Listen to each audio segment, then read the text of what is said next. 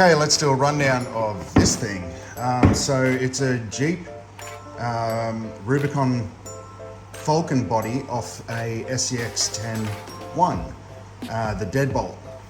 And what I've done with it is I've mounted it on a ECX amp chassis. I've got these big Louise 2.2 monster truck tires on it. Super squishy, but still really, really good for track.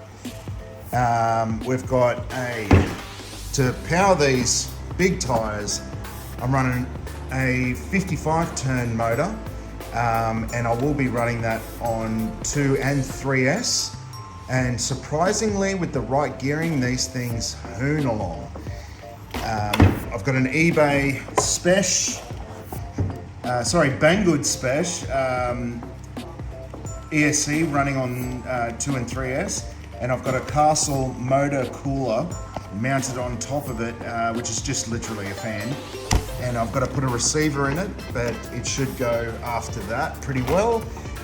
Stock gearing, I am running stock gearing because I want to see how it goes just like this first. It's got a small pinion, so to power these big wheels, you don't want to oversize your pinion gear. Otherwise, it's just going to overheat the ESC and the motor and everything. You don't want all that crap. Because it's a 55 turn, it will handle the power perfectly. You can run a 35 turn as well, but you know, I've raced with this motor in here before, this 55 turn, in my DTO2, and it works fantastic. And that's running a 19 tooth pinion, and it wheel stands on 3S. So this is a well-run-in motor, and I think it'll do really well in this.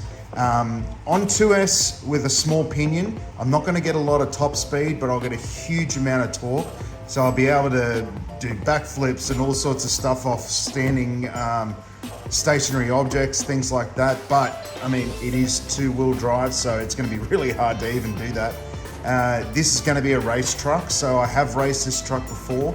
My wife built this particular truck. It was her first build, and the ECX amp.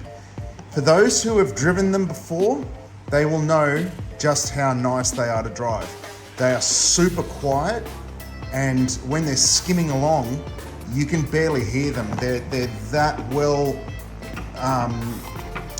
built that they're a pleasure to drive. They really are. And they corner really well. The only issue is they come out with the stock tire, which is absolutely terrible. You basically just take off the stock tire straight away and throw them in the bin. Or if you get the kit, don't put them on. Get yourself a set of SCT tires, Pro Lines probably, because they're super soft. Now, these will soften up. These are fairly new. I've only had them on one other car and I hardly drove it. So these are pretty much brand new. And I think being on a 2-wheel drive, they'll do better than on that 4-wheel drive, because I think with that big back tire, you're going to get the grip, even though you can feather the drift as well. So as you're going around dirt tracks, you want it to slide. The good thing about dirt is it will slide, so you can drift it into corners and around. And with big tires, you can pick up that grip again super quick. And I think that'll do the same for the front. I'm not going to lose the front end as easily because there's more tread there. But we'll see, because this, look, it's a double-edged sword when you've got big tires.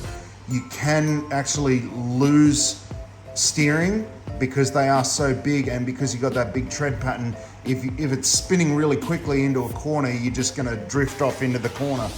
But I think because it's 2-wheel drive, you're going to spin around the corner sideways like that. So realistically, you want a little bit of side drift, because if you're gripping heaps with the front end and you've got 2-wheel drive, you literally just spin around. Your fronts will grip up and they'll hook in, and then your arse end will slide out because this back wheel's spinning and it's just going to slip like that. So you want a little bit of drift with the front end as well, so you get that nice constant slide, and you can just feather it into the throttle, into the corner.